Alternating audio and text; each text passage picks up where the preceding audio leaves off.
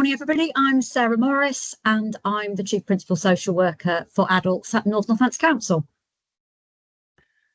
Thank you, everybody, for attending today. It's really positive to see so many people here today, and thank you for taking time out of your busy days to attend this session. So this session has been arranged by Northamptonshire Safeguarding Adults Board, and we're here to talk about ARM and the recent changes to the process and documentation around that. So just to let you know, so Northamptonshire Safeguarding Adults Board, here's some contact numbers for you for your information. Obviously, there's a website that you can go to that holds, several resources, campaigns, previous learning events as well are recorded on there for your information. Thank you. We move on, Chloe. Thank you. So this session's being recorded and being made available on the NSAB website at a later date. So if any of your colleagues have been able to attend today, then it will be available for those colleagues, but we can see there's quite a considerable amount on this already, and this is the third and final session for this. So if you don't consent to being recorded, we politely ask you to leave this session. Okay, and I think the recording's already started, hasn't it, Chloe? So thank you. It has. I just wanted to come in and just let colleagues know, if you don't want your face to be on the recording, if you turn your cameras off, because it will be up on the NSAB website otherwise. Thanks, Chloe. Thank you for that. So the session is actually an hour and a half. We're not anticipating it's going to last that long. Just depends on any questions that you might have. And please feel free to ask questions throughout. We don't need to wait till the end. You can ask any questions. If you're not happy to ask any questions, you can put it in the chat. But hopefully somebody, Chloe, if you'd be able to monitor that, would be really helpful. So just as a refresh. Yeah. Oh, somebody talking? No. So just as a refresh, everybody, what is an ARM? So it works with the individual strengths, and it formulates an action plan for someone with additional care and support needs for whom there are significant concerns about the capacious decisions they're making and the impact that this could have on their or others' safety, and should always involve the individual. But if they don't want to engage, then you must record their reason, but still progress. But I think it's important that they're obviously informed if they don't want to be involved, but they are informed of the process and they're engaged throughout as much as they wish to engage in that. And an opportunity to ensure that all agencies have offered support and options to an individual whose life is at serious risk of harm.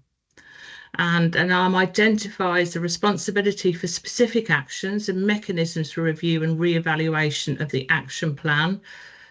And it's a multi-agency approach of risk enablement, identifying actions for individuals, agencies, organisations to reduce or remove risk for the individual whilst considering which profession is best placed to successfully engage with the individual for the implementation of the risk enablement plan. Gosh, that was a bit of a mouthful.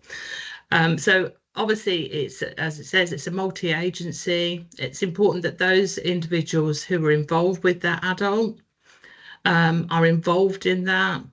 There will be a lead agency, which may not be determined at the initial ARM, but there will be a lead agency. Thank you, Chloe. So criteria for an ARM. So in order to consider an individual for an ARM, all criteria should apply. So the adult must have capacity to make decisions regarding the specific decision that is causing concern. And the practitioner has no reason to doubt the adult has capacity and should state the reasons and provide proof where applicable. And there is a risk of serious harm, death through severe neglect, fire, deteriorating health, declining to work with services, hate crime or antisocial behaviour, sexual violence. So these are individuals that are, as we say, at significant risk of serious harm or death, which is why, an ARM would be triggered in those instances where the individual is declining to engage or, serious risk of harm or death. So there's public safety interest, or there is a high level of concern for partner agencies, which is why it's important. It's a multi-agency ARM process. Has anybody got any questions so far? Nope. Okay, thank you. I just had a quick question. Marcia. Sorry. Yeah, of course. Carry on, Marcia. I think you put yourself on mute, Marcia. Oh, sorry. It says all criteria should apply. Does that mean all of them in all circumstances, or just one of those applies and then it should constitute an ARM? No, it should be all. It should be all, Marcia. Okay, thank you. No problem. Is it Joanne? Can I see it? Sorry, I'm struggling to see because of Hi. the presentation. Is Joanne? Yes. Hi. Hi, Joanne. Hi. I just had a couple of questions. One was about the risk areas listed, including fire. Would that also include people that perhaps were hoarding, and there's risks there? Absolutely. Is that what you imply? Okay. And then the other thing was hate crime or antisocial behaviour. Can you just say a bit more about that? Because I don't whether that's. I mean, obviously it's serious, but just expand a little bit on that for me, please. Sarah, do you want to come in? Yeah, sure. So I think those would often be situations, wouldn't it, where we could have scenarios where somebody's living in the community and is experiencing hate crime from people they know or people who live in the local community, and they're not able to protect themselves, and they are not wanting us to undertake a safeguarding investigation. So I think things like that would often fall within this area. Does that make sense? So Yes. it's that from other people around them. Okay, Yeah, that's absolutely. really helpful. Ashley, grooming and cuckooing would also be good examples. I think this depends on you as practitioners and professionals, what you consider that person to be at significant risk. It's obviously you can't put an extensive list on here, but it's about you as agencies determining what the significant risk is. An ARM can be triggered, but it might not necessarily carry on under the ARM process, but it's important that it's triggered. Alison? Hiya. Yeah, I've just got a Hi. question. So, Yeah. I've done a couple of arms, and funnily enough, I'm doing an arm this afternoon with my line manager. So I'm just interested in C, so you've said that in order to consider the individual for an arm, all of the criteria. So I just want to give you a quick scenario. So my person this afternoon, they do have capacity. They're a young person, and they are displaying self-harming behaviours, but they're also trying to hang themselves and strangle themselves. So they're on the DSR, which is Dynamic Support Register, and also CMHT are involved and all those kind of things. So, but it's also have an effect on the family. So they have a younger brother. So I've also invited NCT to the ARM today because they're under 16. So given that you've said all the criteria should apply, would that be an ARM then, what I'm doing today? Yes, I think that would fall within ARM. You mean because a C doesn't specifically list self-harm? No, because you've said all the criteria. So C has got fire, deteriorating health condition. So I thought you meant all of those had to be. No. A, So B, sorry. C, and D A, need to B, be. C, and D. Right, yeah. sorry, that's Yeah. my fault. Apologies. No. Thank you for Okay. asking. I think it's important. Yeah. No. Yeah, I just wanted agree. to be clear. Thank you. No, and I think that's why it's important that to have these discussions, isn't it, so that you can explore that. It's not an extensive list, but all of those criteria should apply. But it could be different elements of risk, couldn't it, that aren't detailed here, Alison. Okay. So yeah. Thank you. Cheers. Thank you for your questions though. Okay. Okay, so the reason we're here is there's been a review of the ARM guidance and templates. So following a practitioner feedback, it told us that people weren't confident in using the guidance and found it confusing. People were being referred to the ARM oversight panel without an ARM meeting having been held or called. ARMs were continuing indefinitely without risk being mitigated. And so I know of some cases where they'd gone on for about 10 or 15 different meetings when actually there was, lack of risk management and lack of guidance, and people were holding those risks indefinitely, which is quite a huge impact on agencies. So audits showed that the minutes templates weren't being consistently used, and the risk and risk mitigations weren't therefore being consistently captured and clearly evidenced. And obviously that's essential for all of those agencies that are attending an ARM, that they're aware of obviously what is being asked of them as an agency. They're clear of the risks and the management of those. So the Safeguarding Board asked Neil Cox and Zakia Lockhead to lead a multi-agency group to review and revise the process and guidance. Thanks, Chloe. Reviewing our ARM guidance and templates. So the multi-agency group, and this consisted of adult social care, housing, NHFT, ICB, police, and input from the voluntary sector colleagues. The guidance was reviewed and revised, making it simpler to read, particularly around those who might fall within the ARM criteria, clarifying the purpose of the oversight panel and the process for closing ARMs where risk cannot be mitigated despite all the work undertaken by the multidisciplinary team. So the ARM oversight panel was for those individuals where the risks were still there. They were seeking further clarity for those risks and how they can manage them, or any further suggestions from those attending the ARM oversight panel. The minutes templates were revised so that they guide the meeting to assess, mitigate and review risks and record both the risks and the actions agreed. Any questions on that?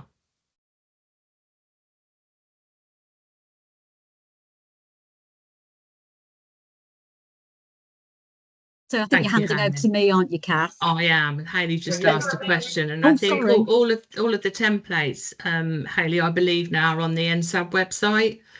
So you can go onto that website and they're all uploaded now on there for you to use. Thanks, Sarah. No, thank you. Just before I move on to the slide on the oversight panel, I suppose I was going to comment on the slides that Kath just talked to around the review of the process, the guidance and the minutes templates. I know that when I read the guidance, I found it slightly confusing in places, and my reading of the decision, people weren't using the minutes templates, and that was an issue, because it did mean when I read through records, I couldn't see clearly what the risks were and what actions we were taking to mitigate them. But I think in reviewing that, our assumption was that was because actually people weren't finding the minutes templates helpful. So we've tried to revise them to make them more useful for you to use. And also the fact is that, as Kath was saying, there were lots of ARMs that were going on and on and on, and agencies were working brilliantly together, couldn't mitigate the risks. And what social workers, I work in social care, so it tends to be social workers and SAWs and AWs, our colleagues were saying to me was, Sarah, I'm being left holding this risk and we've done everything we can and I'm really worried. So in the review, I and these colleagues from across other agencies agreed that really the ARM oversight panel was a good place to provide that constructive review and feedback to multidisciplinary teams where they felt that we've done everything we can and we cannot remove this risk. And that actually, if the situation had gone through the ARM oversight panel and had that senior challenge from managers across agencies, then people would feel more comfortable to say, okay, we're going to close this ARM. We've done everything we can do. Hopefully we could have a situation, couldn't we, where, I don't know, the district nurse remains involved and they will alert other colleagues if the situation changes, or it might be social, whatever. So the ARM oversight panel includes senior representation from North Northampton's Adult Social Care, West Northampton's Adult Social Care, the ICB, NHFT, the police, and the 2 hospitals. And the purpose is it acts in an advisory capacity and makes recommendations on what would be reasonable in terms of managing risk while balancing the rights of all concerned. So recognising that, you know, adults have rights to make their own decisions. It will offer recommendations where agencies are unable to agree on an approach. So it's a senior management support to us all in terms of finding a way forward together. And as we've said, it will authorise the closing of arms where all possible actions have been taken and risks remain. The other thing we noted was that often what we identify through arms is that there are gaps in services for people in Northamptonshire. So I've had lots of conversations with people where they've told me, and there's this huge risk, and this is the risk. And actually what the risk is, there's no service for this person. We know what they need, but actually we don't have it here in Northamptonshire. So the ARM Oversight Panel will be able to escalate that where they see patterns or trends or gaps. And actually, therefore, our commissioners across health and social care and other agencies will have that information in terms of these are the gaps in services across Northampton are leaving people at risk, and maybe we need to consider commissioning something here. Thanks, Chloe. So it's really important that we understand the numbers of people we're supporting in this way across Northamptonshire. So within the safeguardings, for example, within social care, those are recorded within our databases, and we can pull information all the time on how many safeguardings are we undertaking, what was the outcome. Within arms, it's been trickier, but it's really important that we understand the numbers. So what's all that work that's going on across our agencies to support people? And it's really important to understand whether we are mitigating risks. Actually, you know, how well do they work? How well does this system work to support people? Who is it that's involved in those meetings? So what's the input from the police, from NHFT? How long are they remaining open? So kind of what does that mean across our agencies? And whether we're having repeat referrals. So actually, are we closing arms and then 2 years later it comes back again? It's also really important that we can review our historical actions should we need to undertake a safeguarding adults review. So if somebody dies and we're undertaking a safeguarding adults review, actually, can we easily pull that information on the work that went into trying to support them across our agencies in the past? We know that reporting has been patchy up until now. So in the past, what happened was we'd be asked for spreadsheets, data on the arms we're undertaking, and actually some agencies sent them back, some agencies didn't. It wasn't really clear whether people were reporting on the number of arms they were leading on or the number of arms they were involved in, so possibly we were double counting. We felt we needed a better way of recording that and a simpler way. So what we've done is to create a simple reporting form. It's linked to the minutes document, and the chair would be responsible for completing that following the first and the last ARM meeting. So hopefully it's not a huge amount of work, and it's easy because there'll be a link within the minutes template that takes you straight through to that. Can't see any hands at the moment, so thank you, Chloe. Go on. So the revised guidance and minutes templates and reporting, they were signed off by the Safeguarding Adults Board Strategic Board in October 2024 and are being launched via these briefings. As Kath said at the beginning, they are available on Northamptonshire Safeguarding Adults Board website. If you've not used the Safeguarding Adults Board website, please let me recommend that you do go and have a look. As Kath said, there is tons of stuff on there. There are lots and lots of recordings of previous sessions that have been done through weeks of learning. There's lots and lots of guidance and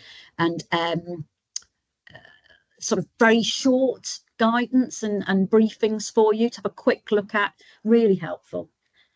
And the reporting, I don't think the reporting is available just yet, unless Chloe tells me otherwise. It should be available very shortly. And what it will do is, within that reporting form, it asks you to put in your agency's ID number. So within Northampton, we use Eclipse. And there will be colleagues on the call who use System 1. What that means is we can keep the reporting confidential in terms of people's names, but should we ever need to track back, we will all be able to track back on in terms of have we led an arm for this person. So that's the plan. Thank you, Chloe. Okay, so that is the link. There you go. Is it going to muck it up if we try clicking on it, Chloe? I might have to bring the presentation down and. No, don't worry then. Okay. I mean, we're going to ask if we'll be sent the slides. I think they're going to be on the website, aren't they, Chloe? We will put the recording on the website. We sort of stay away from putting the slides, but if colleagues are wanting the slides, and I think we will be happy to circulate them now. They haven't been sent previously because we didn't want people not to attend the last session today. Very wise, very wise. Donna.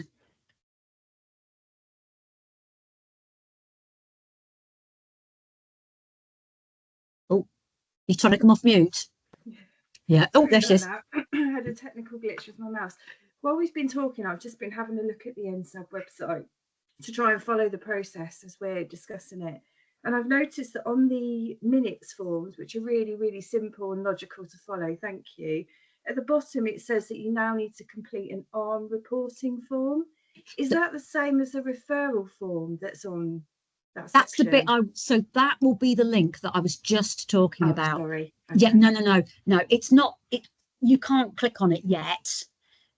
But once that's up and running, that will be the one that the chair can click on just to enter details on the person's ID number, who was chairing it, the date it started, who was involved, and at the end,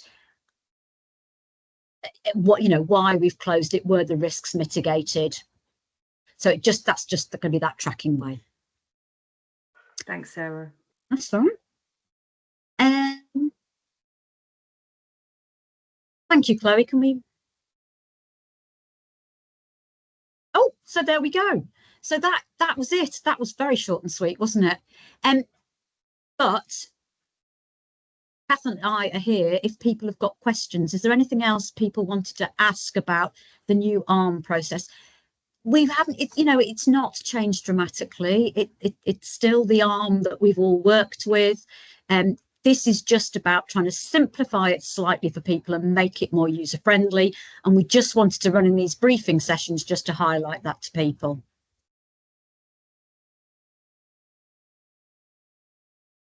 Sam. Hi there. I'm a bit new to all this, and people keep on talking about opening arms, or are they suitable for an arms and stuff like that. I'm assuming on the website it tells the process and all those type of things on the website. Yes. Yeah. I mean, that's fine. Because I assumed that we might do that here, but obviously not. It's just an update, isn't it? So in terms of the guidance, I mean, what it tells you to do is that you contact the people you think should be attending the ARM. Yeah. And ask them to attend. It really is that simple. No, and I mean, if they are statutory agencies, we have a responsibility to engage within an ARM. So the fact that you are calling an ARM, people should respond to that and be involved in terms of assessing that risk and making a decision together about whether it needs to continue. Yeah. Okay, so we'd probably make a group decision about whether an ARM has to be opened. It sounds like quite formal, and it sounds like you wouldn't just willy-nilly decide to open an ARM. There has to be a considerable concern for the individual. I think it is about that significant risk to somebody's life or health. What we don't want to be using arms for is what you might call social policing people. You know, it's not there to as a way of making people work in a way, you know, live in a way we want them to. It's about where we have that significant concern about them. And what you might find is that you call an arm and actually after the first meeting, everybody agrees it doesn't need to go forward, but actually there are actions planned. That's true. So it is a more formal way of getting a multidisciplinary team together and sharing that knowledge, experience, risk assessment. And tracking those things. And I think what my colleagues in adult social care have said is it's really useful because you know what, it holds us to account. Because when you come back to the next meeting, you're checking through those actions and has everybody done what they said they were going to do? And actually that's really helpful and useful. But also, you might find that actually the person doesn't really want to engage with adult social care, but gets on really well with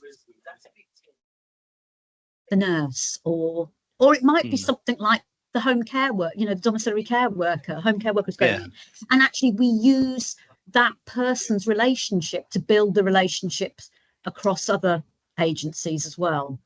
And I think the thing is as well, Sam, there is, you know, anybody can trigger the arm, and it might not be an arm, but it's important that it is triggered in the first instance. If you feel that there is significant risk, you're not at fault for calling an arm meeting. And it might be that you get to that meeting and actually there's already risk mitigated from other agencies that you're not aware of. So I think, you know, you're not at fault for triggering an arm.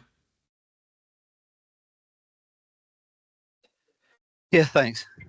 So it's have a look through, Sam. I will do, yeah. Well, Chloe will have my contact details. If you want to give me a call, you know, want to drop me a line, I'm happy to talk. Okay, no, that's lovely. Thanks very much for that. I'll have a look on the website. That'd be great. Thanks. Lovely. Pam. Morning. Good morning.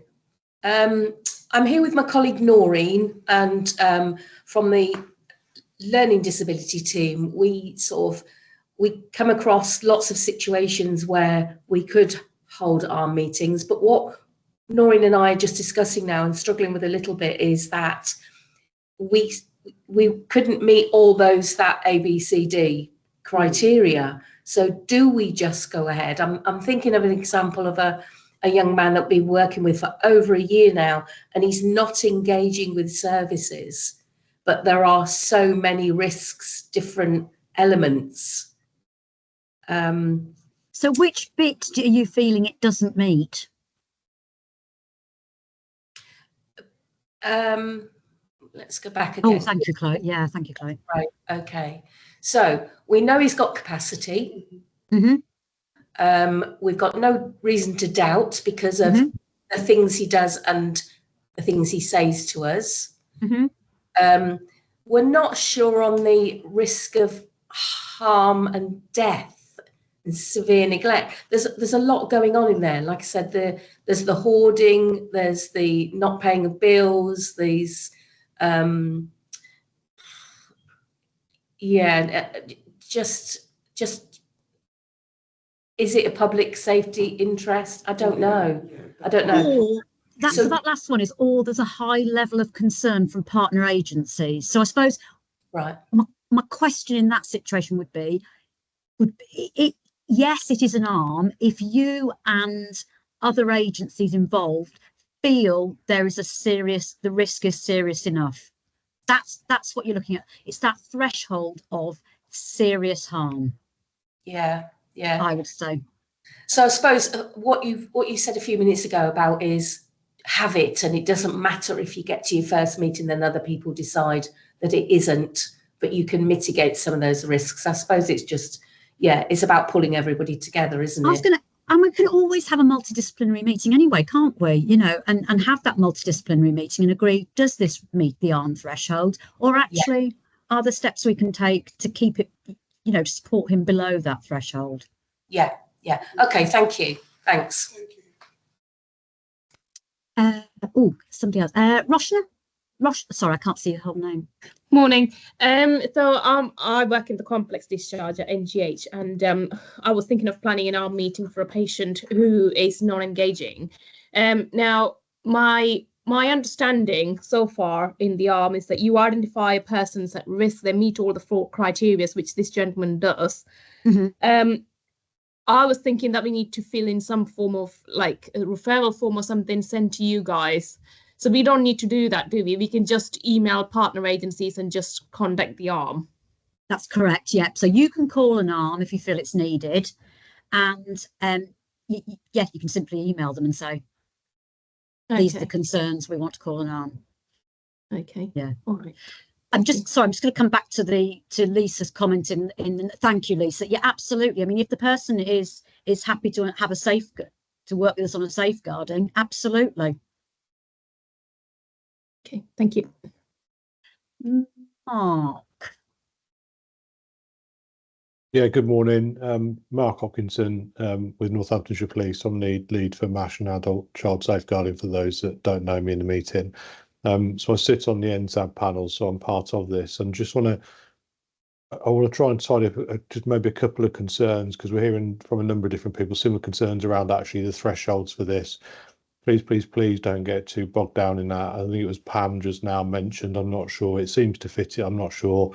Everything you said fits an arm. When you spoke about hoarding, and this is probably it's a really good example and way to explain. You won't know the significance of the level of hoarding unless you've got someone from fire there, because they will be able to talk to you about, does that cause significant harm to that person or others if they live in a multi-occupants community, a block of flats, for example. But so the thing for me is trust your professional judgment. This is a tool for your toolkit. It's not the panacea. It's not going to answer all of your questions. And just think about it as a slight escalation from your normal professionals meetings. But to get together as a group of professionals, and if you say, actually, we're still struggling when we're sat here, then you might want to convert it into an arm, because that then starts to document your rationale, decision making, and tasking, in particular, statutory agencies to do what we are statutorily obliged to do. And then that gives you a defensibility, because we do have to consider around reputational risk and trust and confidence with our communities. And things go wrong. Unfortunately, tragic things happen to people, and we need to demonstrate that we've been able to do everything we can do around this. So please don't overthink this. I'm a little concerned people are thinking this needs to be the absolute extreme. It really doesn't. It's just a professionals meeting that has a formal structure to it. And that's all really. And if you're sat there and you're concerned, you're thinking, I'm not even sure who I should be calling, get some people together and then have that conversation, and then invite others in as you go through it. As Sarah and was said at the beginning, the concern is we have agencies, in particular some of our third sector agencies and voluntary sector agencies, are sat there with all of this risk thinking, I can't get other people to help me out. Well, we can, and actually, because NSAB and the partnership, Northampton Safeguarding Adults Board Partnership, which is the chief exec level, has signed off on this, and will sign off on it. We are duty bound to assist you if you call us to this. So use it. It's a tool there for you, but please don't overthink it. If you're sat in a grey area, just go for it and just call the first one and make an informed decision when you've got everybody sat around the table to talk about it. Thank you, Sarah. Thanks, Mark. Sorry, I'm also noticing there's been a couple of queries in the chat. So if an arm is closed and the person isn't engaged or the services don't exist, is it reviewed at a later date? So when we're closing an arm, we would be considering how we're going to escalate if concerns arise again. So there will be people involved, and we would be confident that whoever that is involved, it might be the housing officer, can come back to multidisciplinary colleagues in the future if they're concerned about risks escalating again. Or it might be that the GP can come back to people if they're concerned about risks escalating in the future. So we wouldn't formally review an arm once it's closed, but we would be clear that we can come back together again if needed in the future.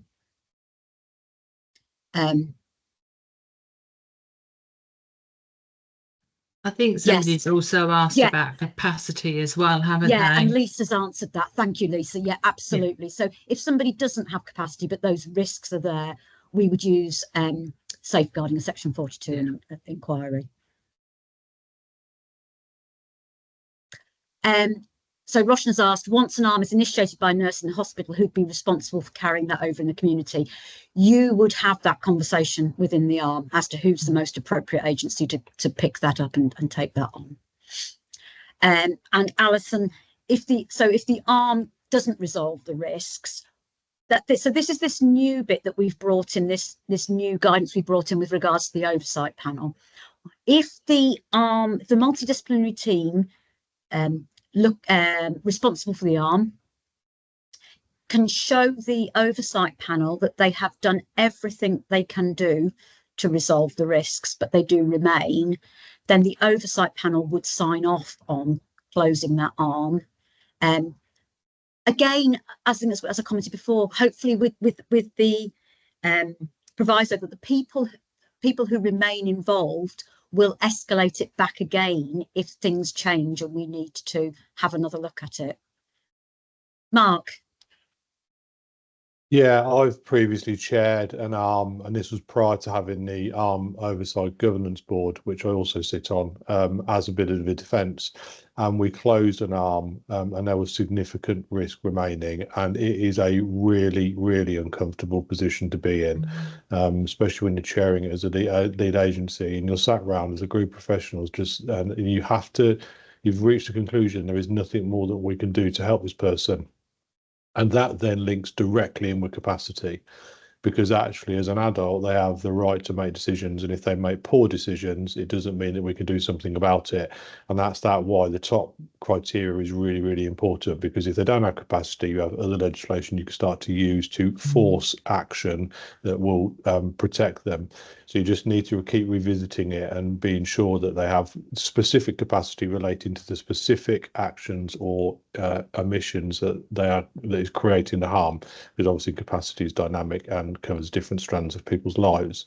It is really uncomfortable, but actually the reassurance I had, and I'm entirely conscious that coming from the police, I deal with significant risk decisions where I have to manage risk and say we can't do anything about it on a day-to-day basis, much the same that many of you do. But it still was very unnerving. But I had that reassurance that we've got a formal process that was documented with all the decision making, that had something have happened, I could have said we did everything we could and we used all of the tools in our toolbox and all of the professionals around the table were in agreement. So this is where this really comes into its own, and where you'll be extremely grateful if we end up with a safeguarding adult review or something similar, because somebody does come to significant harm, because you do have that ability to point to a structured format that you've used with all the professionals around the table, trying everything they can do. And then, as Sarah's just said, it's just building in that review, and whomever takes away, because just because you close the arm doesn't mean your agencies are disengaging. You remain engaged through your own statutory obligations and the like. And then you just have that opportunity to reopen it, review it, and look at it with new information when it comes to light. And that might be linked to capacity. Actually, this person, we're now satisfied this person doesn't have capacity, and so we're able to use other legislation. So yeah, really, really uncomfortable, but I was very grateful for having an arm structure behind me to be able to use, to be able to, well, sleep at night as much as I think, because none of us want to do this and people come to harm, do they? Thank you. Thank you. And I think, we work with adults, don't we? And as we were saying earlier, adults are able to make their own decisions. And actually what the ARM process does is to support people who have the capacity to make those decisions, to offer them that support across our agencies and to try and build those relationships with them. And actually, if at the end we are confident we've done everything, then actually people do have the right to make those decisions. And I think, as Mark says, this is just a really good structure for making sure we've done everything we can do and for supporting us in doing that. Yeah, I agree. Yeah, Hayley, yeah. And I think, you know, that's where ARM is really helpful. As I say, that multi-agency, coming together and supporting and developing that relationship with the person. Does anybody have, oh, yes, Andy, hiya. Hello, Sarah. Yeah, it's nice for you to give a shout out to commissioning implications. So do we get reports sort of at the end of the year, you know, sort of these are the issues that have come up and these are the areas that we might want to consider commissioning new services for or anything like that? Or is that anticipated in the future? That would be in the future. What we would hope is that the oversight board, I mean, I'm hoping that we're not talking the numbers that would require a report. I'm hoping what we're talking about is you know, a conversation back to the Safeguarding Adults Board through to our commissioning leads that says, you know, we've had 2 or 3 arms this year where this has been an issue. What do we think? But yeah, that's the point. We really haven't had that in the past. We're hoping that we would gather that in the future. As long as they're not missing anything obvious. Obviously, hoarding comes up regularly, but we expect people to, you know, to be trained and assertive, you know, all that sort of stuff is it, and safeguarding is referenced in all the specs, etc. But good. In the future, we'll see what comes up. Thanks. Thank you.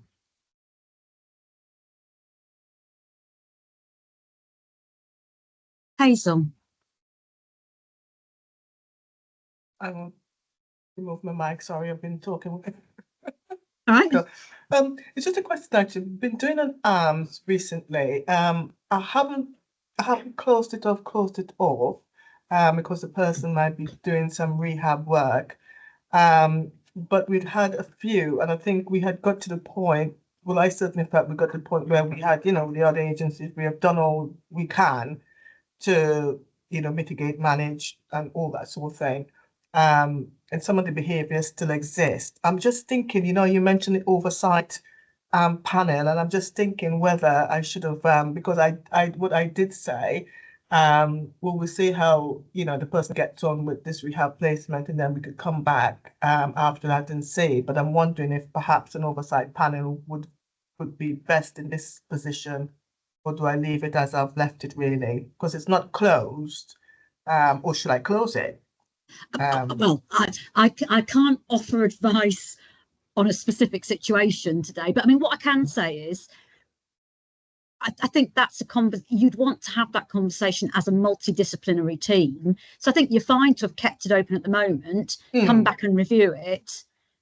Okay, it's as a multidisciplinary team, you'd be saying, right, hang on a sec, we think we've got as far as we can go here. But at the moment, you've got ongoing work, haven't you? So you haven't reached that point yet, would be my guess from what you've said.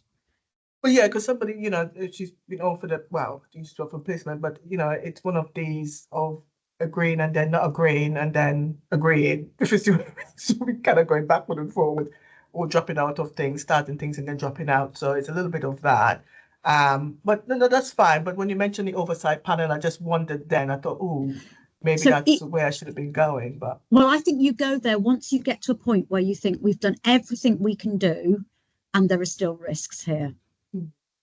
That's the point where you want to be going to the oversight panel. And there is, on the website, there is a referral form to the oversight panel. Okay, no, that's helpful. Thanks. Thank you. Just going back to the notes, thank you, Catherine, for that. Absolutely, that really good point about still having safeguarding Section 42 responsibilities. The ARM doesn't take those responsibilities away. Absolutely. And Charlotte, the minutes and actions would be kept locally. So as the chair, you'd be responsible for keeping those minutes and actions, but also obviously distributing them to everyone who'd been. NSAB don't need those. Thank you. Anybody else?